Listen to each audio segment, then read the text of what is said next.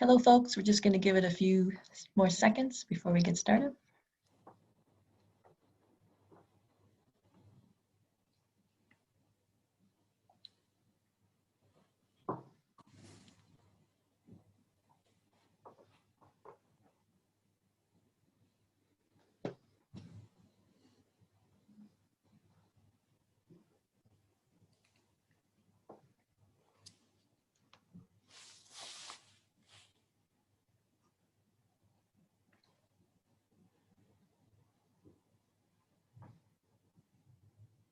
Well, hello, everyone, and thank you for joining this Flex Talks on cybersecurity for connected medical devices. We have Nicola Alagia, Senior Engineer of Design Systems at Flex, who's going to talk. And he'll talk for about 20 minutes, and then we're going to go through a Q&A. So please do use the question and answer button that you see at the bottom, and we'll be happy to answer your questions. So go ahead, Nicola. Yeah, thanks, Patty. October is a Cybersecurity Awareness Month. So it's a pleasure for me to have the opportunity to speak about this topic that is one of my favorites. Before starting, just a few words about me. I graduated in telecommunication engineering, and my master thesis was about security for mobile ad hoc networks. And initially I worked for a device manufacturer in the telecommunication industry. Then I joined Flex about 12 years ago as an embedded software engineer. And eventually I moved to the systems engineering group. And now I'm leading the device cybersecurity activities in our design center in Milan. So today, the majority of the electronic medical devices are connected or will be connected in the next future. So cybersecurity is getting more and more attention because those devices might become a target for a cybersecurity attack. Let's start with some examples. And I selected 3 examples from different sectors. The first one is from the IT world. It's a ransomware and its name is WannaCry.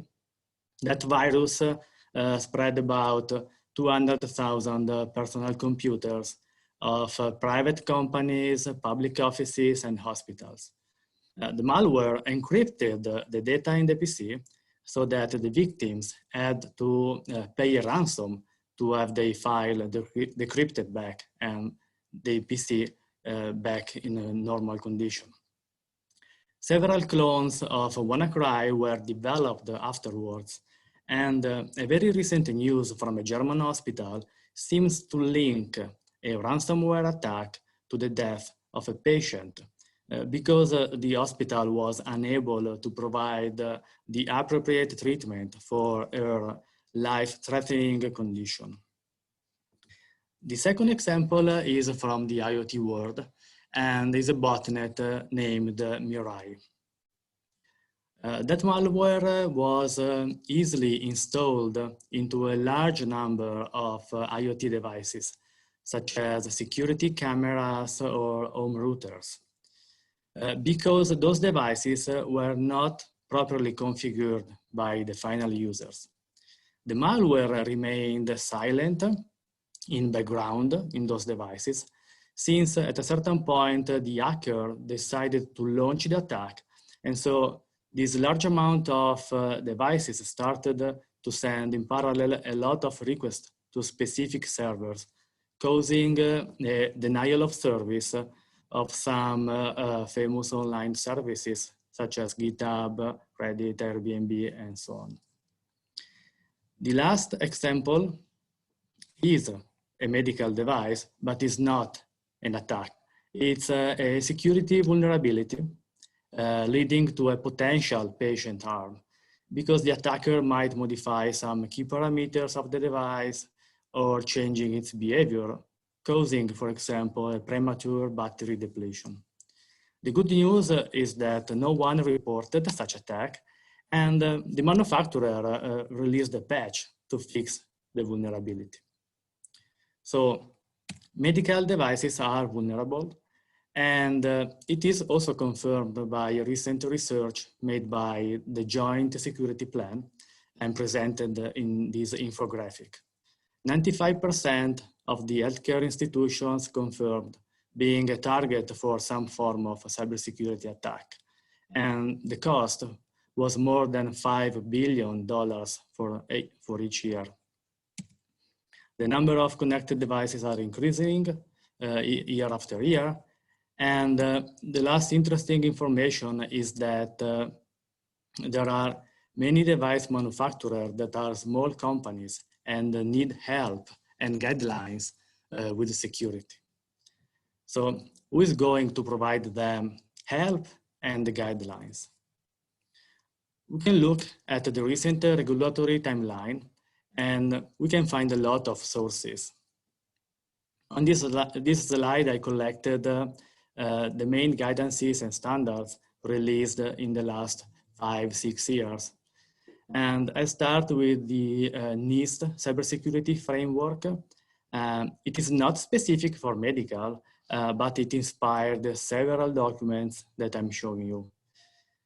Of course, it's worth to mention the FDA pre-market and post-market guidances released about 5 years ago.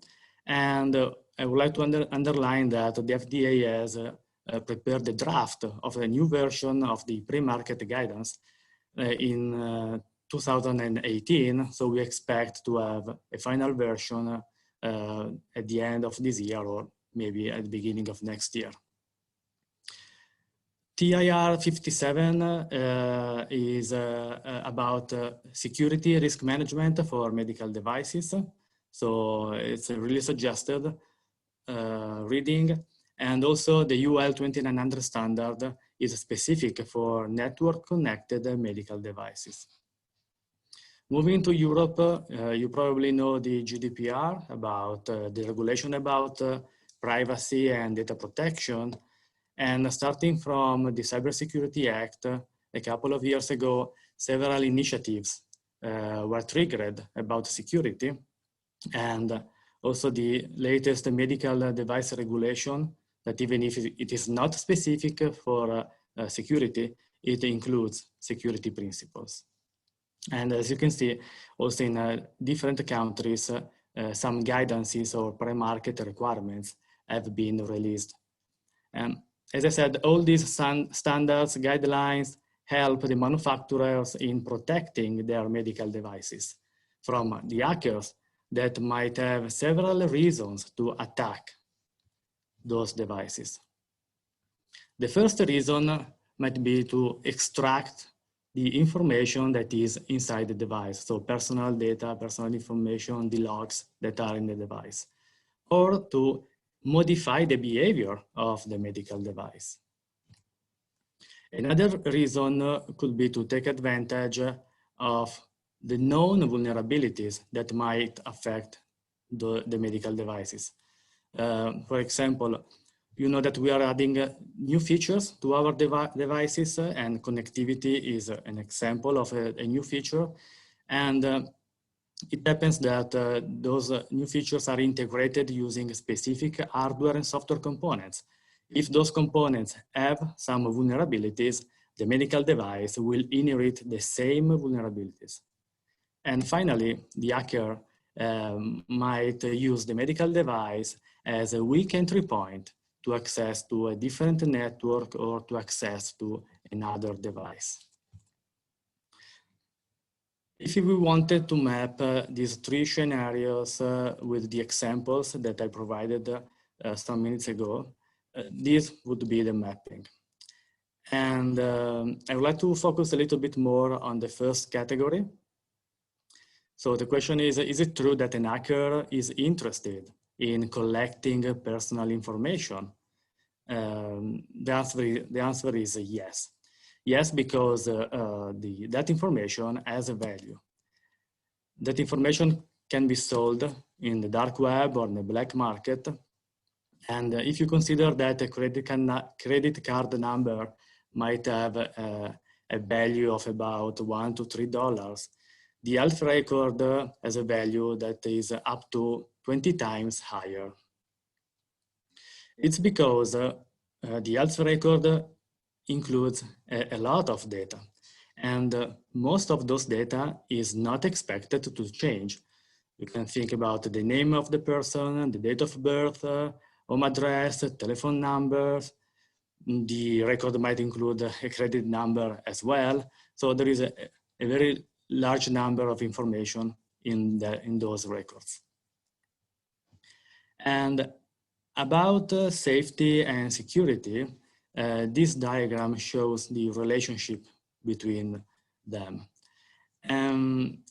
It is worth to mention that some security risks might have safety implications.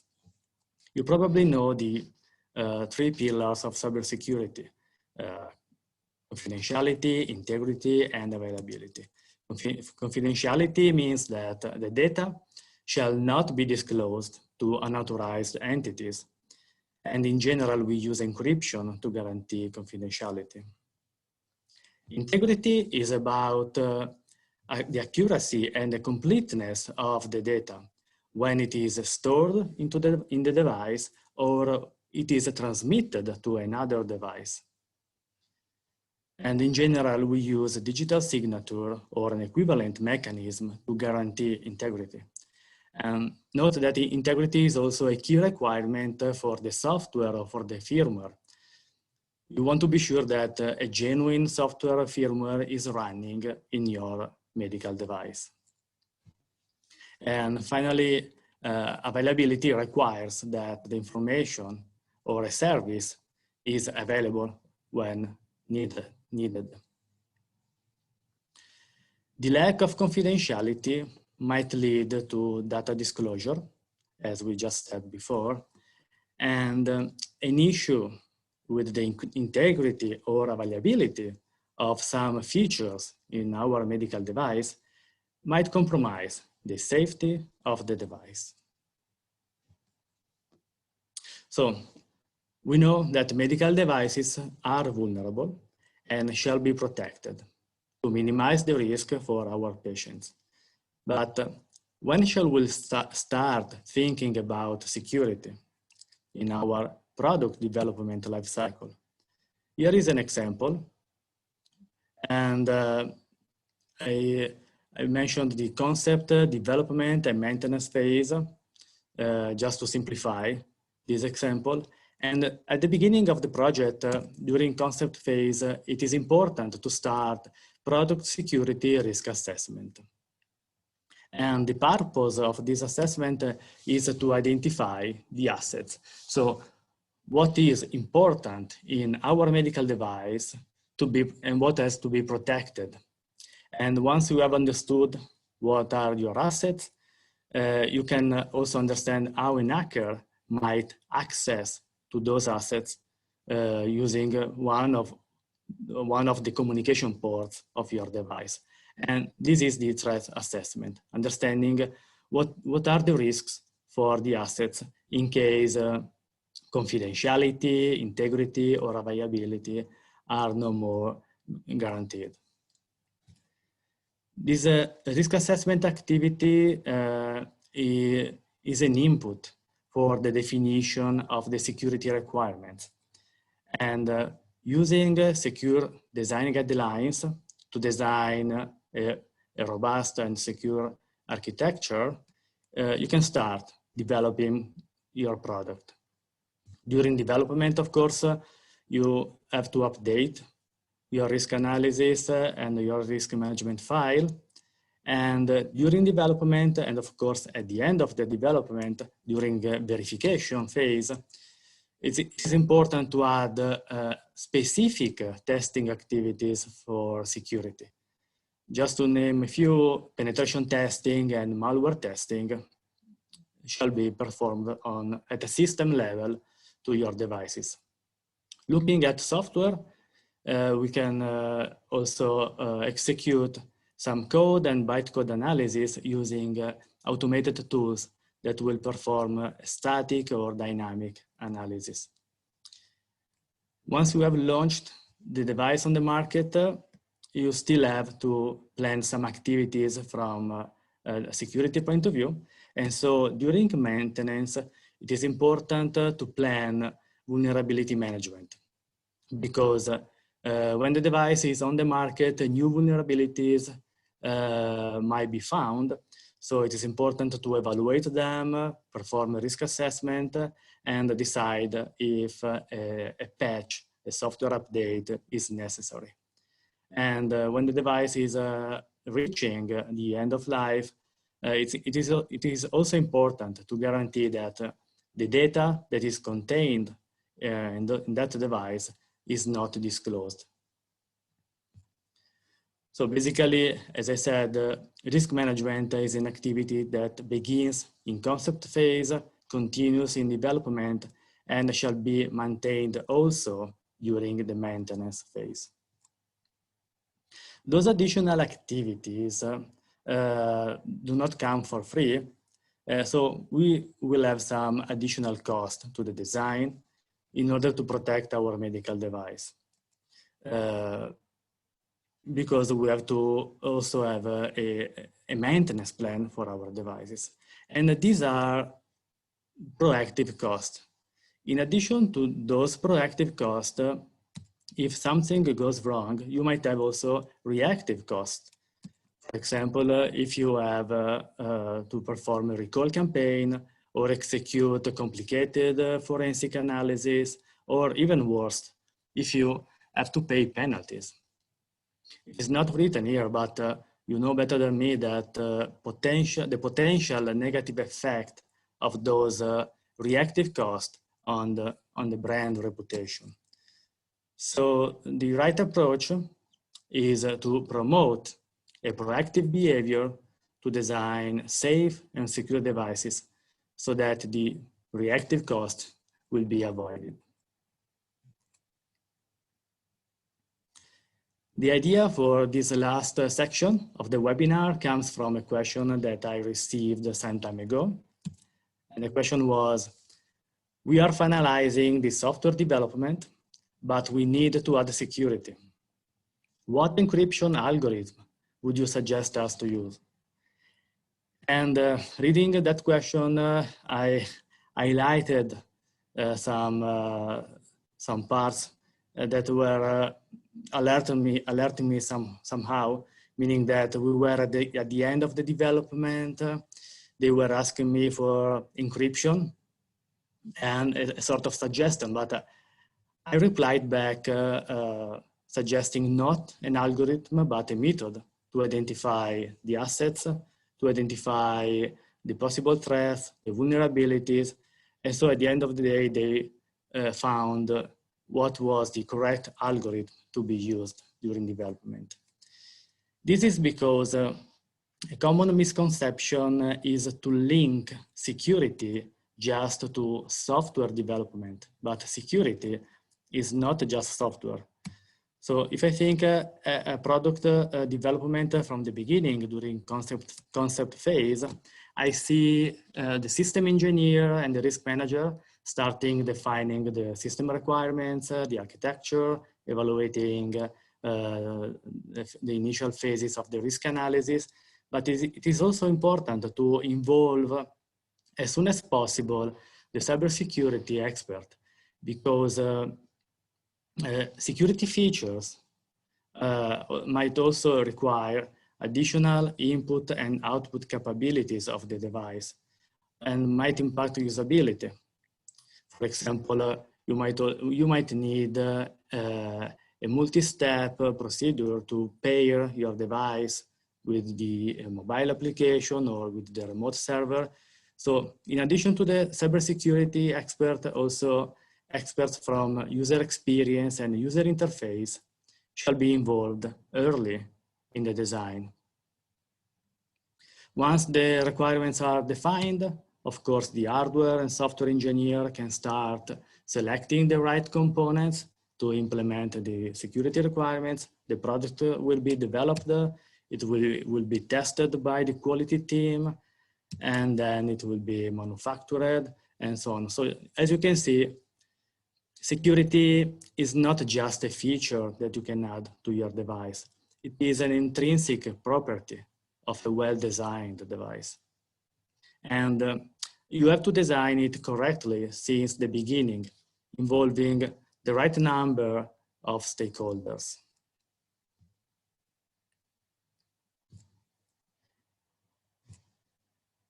Okay, we are at the end of the presentation. I would like to repeat the three key takeaways for today. So we understood that medical devices are vulnerable.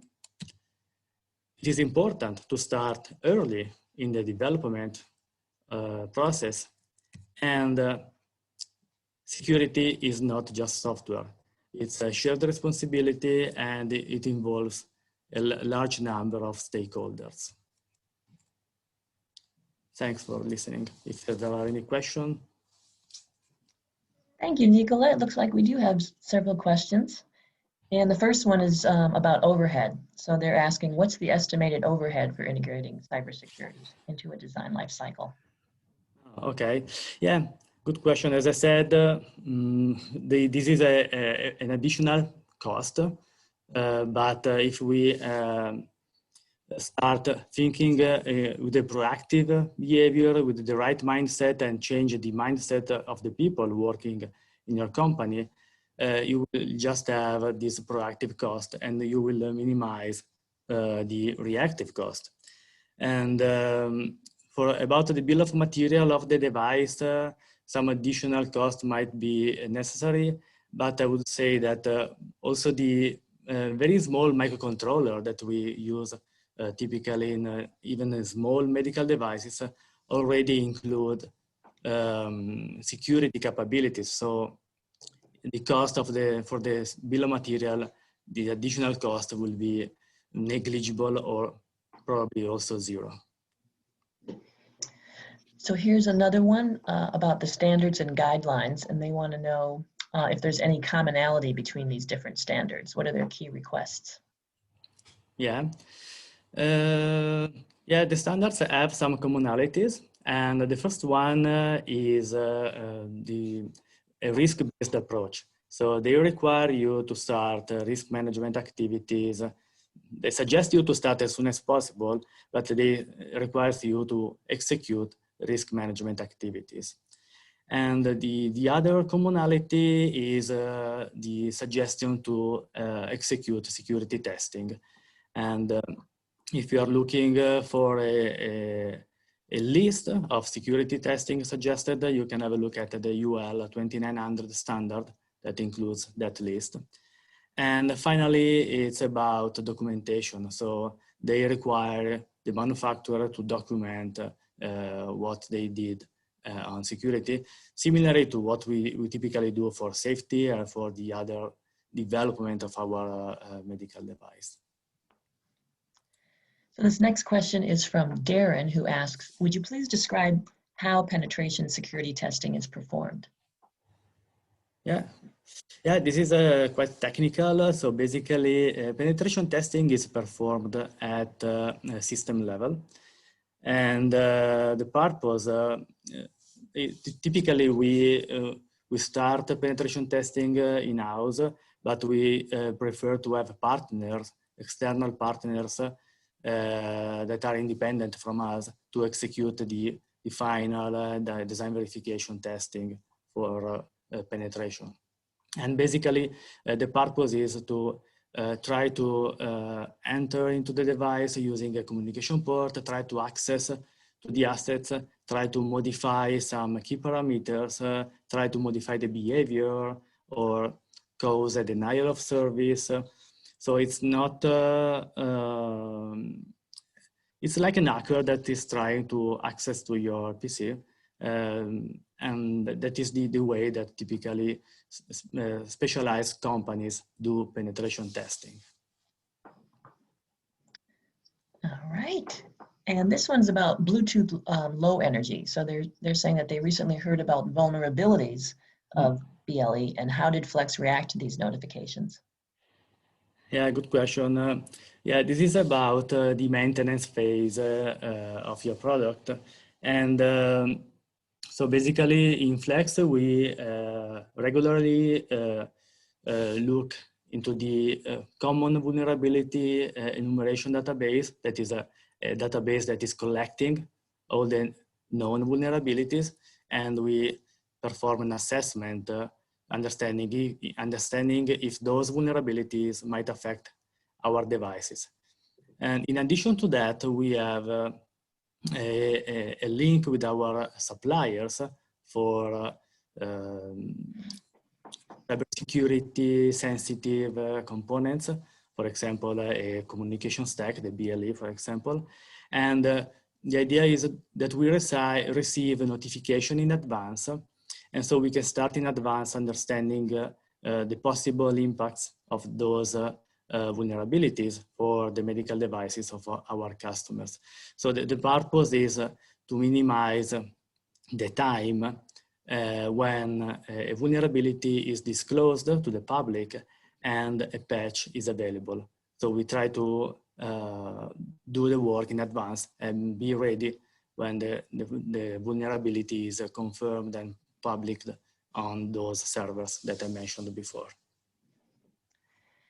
This looks like our last question, and this one I'm sure many people on this call will identify with. It says, we have a device already on the market, but we did not go through the list of steps and activities that you've suggested. So do you have any recommendations to understand the cybersecurity weaknesses of our device? Yeah, good question, because I explained the happy path, the ideal condition when you can start at the beginning of the project. Now, if you have a device on the market and you don't know if it might have security issues, I would suggest at least 2 activities. One is, of course, risk management, meaning that you perform what I call the product security risk assessment. So you can understand what are the assets, what are the important parts of the device that shall be protected. And you also can have an idea if those assets are vulnerable or not, if they are already protected or not. The other activity is testing. So let's start in parallel a penetration testing, for example, or a vulnerability scan. And so you will have on the table two types of information. One is the output of the risk analysis, and the other one is the output of the testing.